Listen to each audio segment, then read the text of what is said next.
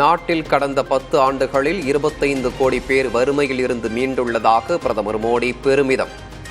நடுத்தர மற்றும் சாமானிய மக்களை அரசு முன்னேற்றியுள்ளதாகவும் மக்களவையில் பேச்சு.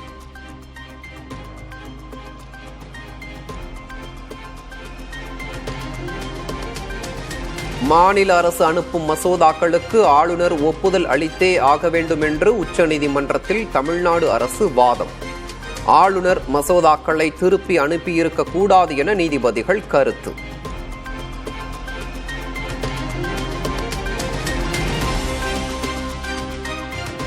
சென்னை நந்தம்பாக்கத்தில் 2 நாட்கள் நடைபெறும் காலநிலை உச்சி மாநாட்டை தொடங்கி வைத்தார் முதலமைச்சர் மு.க. ஸ்டாலின். தமிழ்நாட்டில் அனைத்து பள்ளிகளிலும் சூழல் மன்றங்கள் ஏற்படுத்தப்படும் என அறிவிப்பு.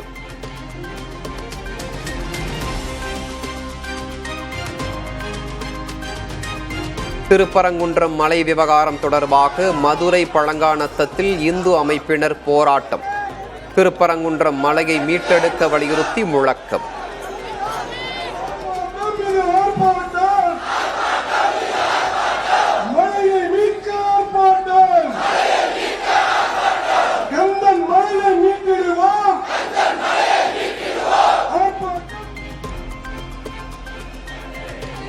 திருப்பரங்குன்றத்திற்கு போராட வந்த இந்து அமைப்பைச் சேர்ந்தவர்களை கைது செய்தது காவல்துறை.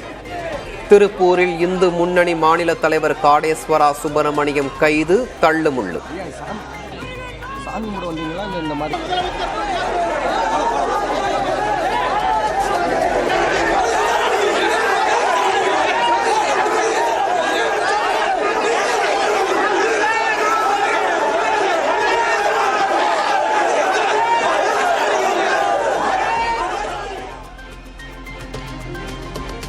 திருப்பரங்குன்றம் மலை விவகாரத்தில் இந்து முன்னணி அமைப்பினர் கைது செய்யப்பட்டதற்கு பாஜக மாநில தலைவர் அண்ணாமலை கண்டனம். ஜனநாயக விரோதமாக திமுக அரசு நடந்து கொள்வதாகவும் குற்றச்சாட்டு.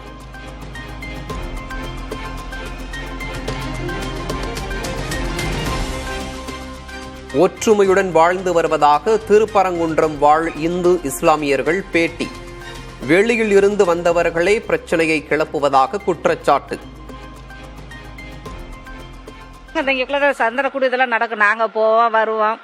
எது அவங்க எதுக்கு நன்கொடை கொடுக்கணும் கொடுப்போம். எல்லாமே நாங்கள் இது பண்ணுவோம். நாங்கள் எல்லாமே இதாக தான் இருக்கிறோம். எங்களுக்கு ஒன்று தான் தெரியல.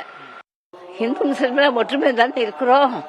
ஒற்றுமை தான் இருக்கிறோம். தாய்மகள் தான் ஒன்றுமா இருக்கிறோம். ஒரு சண்டையோ சச்சரையோ ஒன்றும் இல்லை. எனக்கு இது வரைக்கும் யாரும் எனக்கு தள்ளி நின்று சொன்னது இல்லை. நாங்கள் ஒற்றுமையாக இருக்கோம். இப்போ சமீப காலமாக தான் ஒரு சில பேருக்கு வந்து நம்ம ஒற்றுமை இருக்கக்கூடாது அப்படின்னு சொல்லி இப்படி வேற மாதிரி கொண்டு போறாங்க.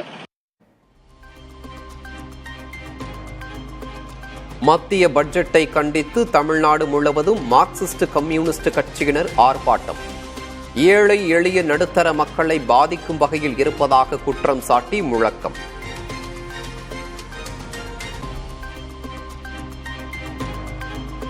அண்ணா பல்கலைக்கழக மாணவி பாலியல் வன்கொடுமை வழக்கில் பத்திரிகையாளர்களை துன்புறுத்தக்கூடாது. பத்திரிகையாளர்களிடம் பறிமுதல் செய்யப்பட்ட செல்போன்களை திரும்ப ஒப்படைக்க சென்னை உயர்நீதிமன்றம் உத்தரவு.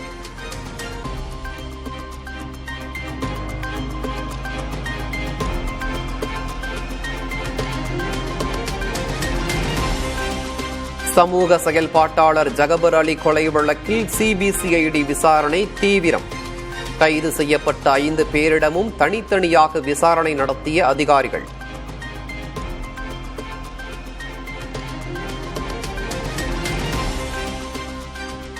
கள்ளக்குறிச்சி மாவட்டத்தில் கிராம நிர்வாக அலுவலகத்தில் நுழைந்து விஏஓ மீது மாட்டுச்சாணம் வீசி தாக்குதல். பணியிடை நீக்கம் செய்யப்பட்ட ஆத்திரத்தில் தாக்குதல் நடத்திய கிராம உதவியாளர் கைது.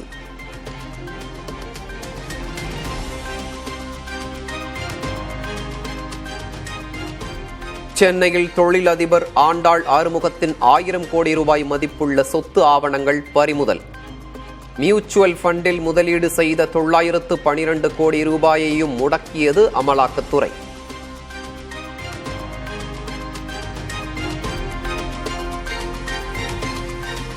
சென்னையில் தங்க நகை பட்டறையில் 1.5 கிலோ தங்க கட்டிகள் திருட்டு.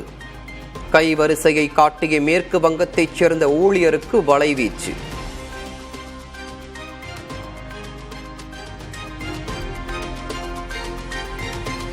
மீண்டும் புதிய உச்சம் தொட்ட தங்கம் விலை. சவரனுக்கு 840 ரூபாய் அதிகரித்து 62,480 ரூபாயாக விற்பனை.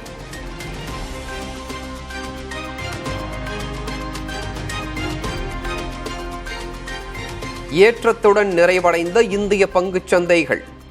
சென்செக்ஸ் 1400 புள்ளிகளும் நிப்டி 378 புள்ளிகளும் அதிகரித்து வர்த்தகம்.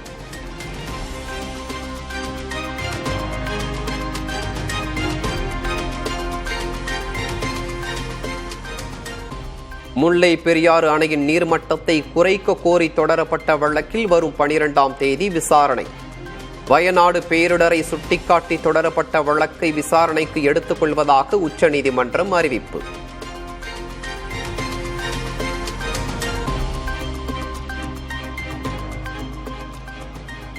கேரளா கண்ணூரில் தனியார் பேருந்து மோதி சாலையோரம் தூக்கி வீசப்பட்டவர் உயிரிழப்பு. கவனக்குறைவால் விபத்தில் சிக்கிய அதிர்ச்சியூட்டும் சிசிடிவி காட்சி.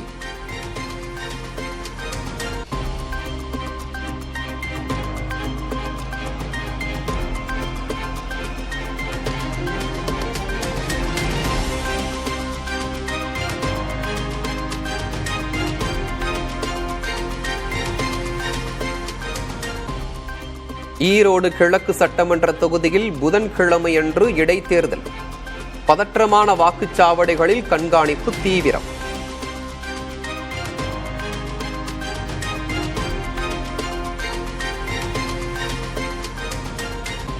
தலைநகர் டெல்லியில் புதன்கிழமையன்று ஒரே கட்டமாக வாக்குப்பதிவு.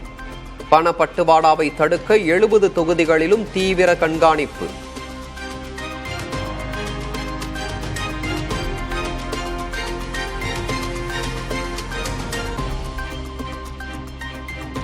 அடுத்த வாரம் அமெரிக்கா செல்கிறார் பிரதமர் நரேந்திர மோடி. வாஷிங்டனில் அதிபர் டிரம்பை வரும் 13ஆம் தேதி சந்தித்து பேசுகிறார்.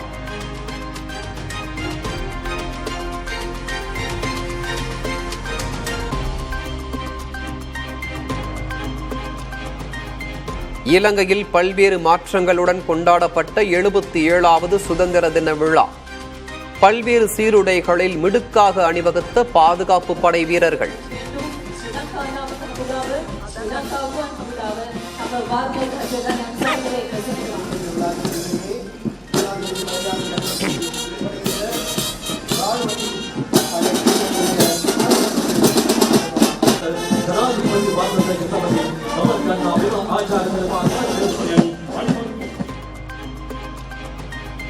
தமிழின படுகொலைக்கு நீதி கோரி கிளிநொச்சியில் மாபெரும் போராட்டம். இலங்கையின் சுதந்திர நாளை துக்க நாளாக பிரகடனப்படுத்த கோரிக்கை.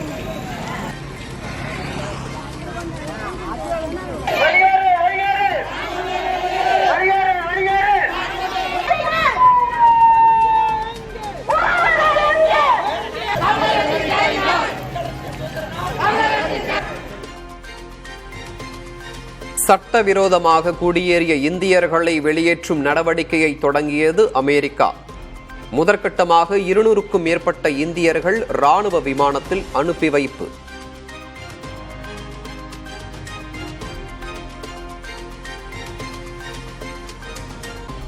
காசாவில் 2ஆம் கட்ட போர் நிறுத்தத்தை அமல்படுத்துவது தொடர்பாக ஆலோசிக்க தயார் என ஹமாஸ் அமைப்பு அறிவிப்பு.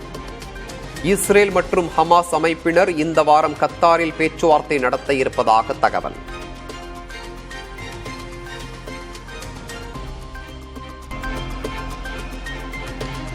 டாடா ஸ்டீல் செஸ் மாஸ்டர்ஸ் பட்டம் வென்ற பிரக்ஞானந்தாவுக்கு சென்னையில் உற்சாக வரவேற்பு. போட்டியில் நிறைய உலக சாம்பியன்கள் பங்கேற்றதால் சிறந்த முறையில் பயிற்சி பெற்றதாக பேட்டி.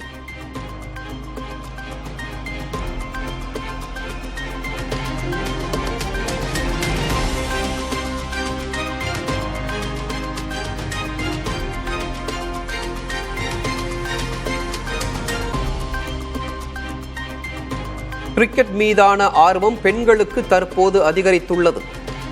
உலகக்கோப்பை வெற்றிக்கு பிறகு சென்னை திரும்பிய தமிழக வீராங்கனை கமலினி பேட்டி.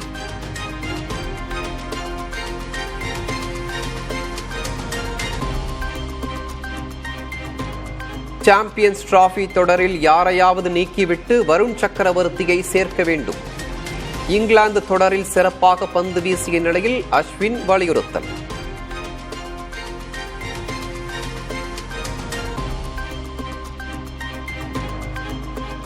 இங்கிலாந்திற்கு எதிரான ஒருநாள் தொடரில் தமிழ்நாட்டைச் சேர்ந்த வருண் சக்கரவர்த்தி அணியில் சேர்ப்பு. இந்திய கிரிக்கெட் கவுன்சில் அறிவிப்பு.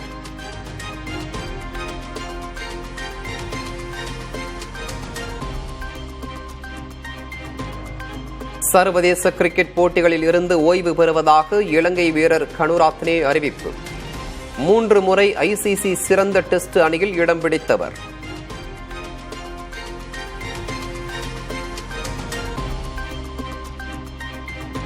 நடிகர் அஜித் குமாரின் விடாமுயற்சி திரைப்படத்தை தமிழ்நாட்டில் 1000 திரையரங்குகளில் வெளியிட ஏற்பாடு.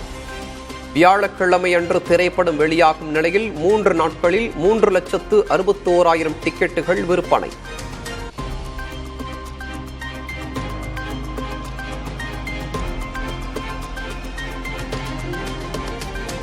ஒத்த ஓட்டு முத்தையா பட நிகழ்ச்சியில் நடிகர் கவுண்டமணி கலகலப்பு. தனக்கே உரிய நையாண்டியுடன் பேசியதால் அரங்கத்தில் சிரிப்பலை. என்ன பேசுறதுன்னு தெரியல. எல்லாரும் பேசிட்டாங்க, நான் என்னத்தை பேசுறது?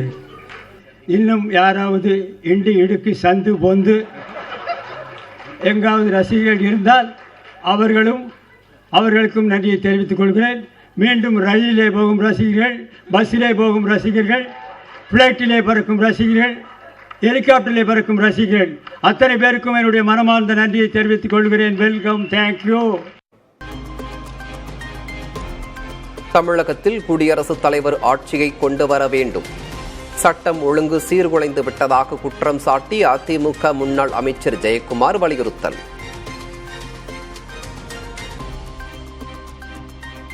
என்ன இல்லை சொல்லுங்க, சட்டம் ஒழுங்கு பாதிப்பு இருக்கு, கஞ்சா பாதிப்பு இருக்கு.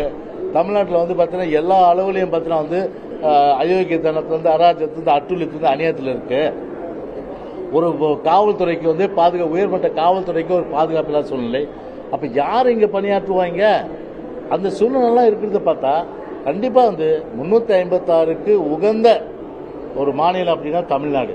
அது ஏன் கவர்னர் செய்ய மாட்டேன்ற கவர்னர் குறை சொல்கிறார் ஒழிய கவர்னர் அவருடைய அதிகாரத்தை வந்து பயன்படுத்தணும். தமிழகத்தில் அடுத்து வரும் நாட்களில் வெப்பநிலை 3 டிகிரி செல்சியஸ் வரை உயரக்கூடும். வானிலை ஆய்வு மையம் கணிப்பு.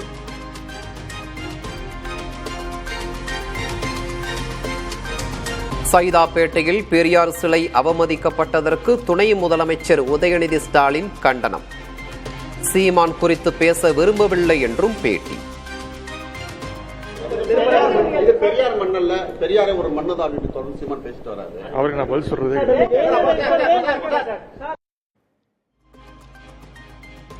தவேக மாவட்ட செயலாளருக்கு கும்பகோணத்தில் கிரேன் மூலம் மாலை அணிவித்து உற்சாக வரவேற்பு. சாலையில் வண்ணத்தாள்களை பறக்கவிட்ட கட்சியினரை கண்டித்த காவல்துறை.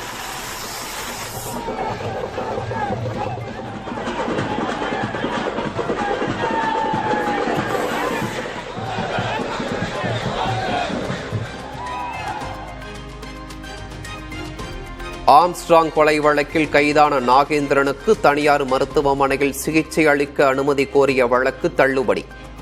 50,000 ரூபாய் அபராதத்துடன் தள்ளுபடி செய்தது சென்னை உயர்நீதிமன்றம்.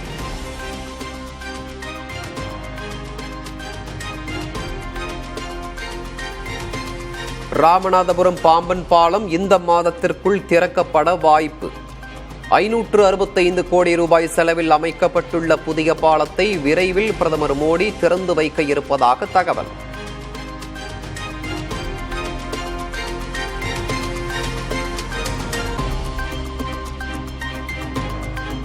சிவகங்கை மாவட்டம் கல்லல் அருகே கோயில் திருவிழாவையொட்டி நடைபெற்ற ஜல்லிக்கட்டு. விறுவிறுப்பாக நடைபெற்ற ஜல்லிக்கட்டை ஆர்ப்பரித்து ரசித்த கிராம மக்கள்.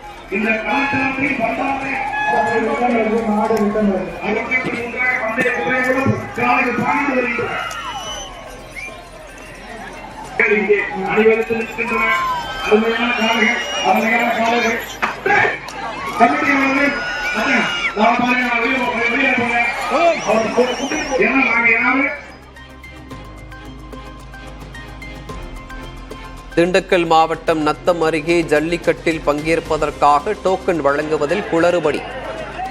500க்கும் அதிகமான மாடுபிடி வீரர்கள் காத்திருந்த நிலையில் 50 பேருக்கு மட்டுமே டோக்கன்கள் கொடுத்ததாக குற்றச்சாட்டு.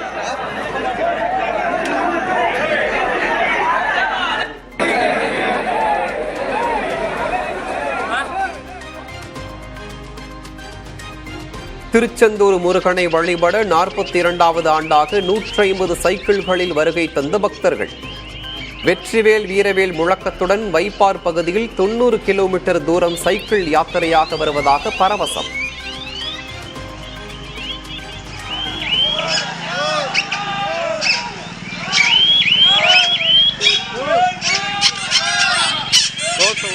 Oh!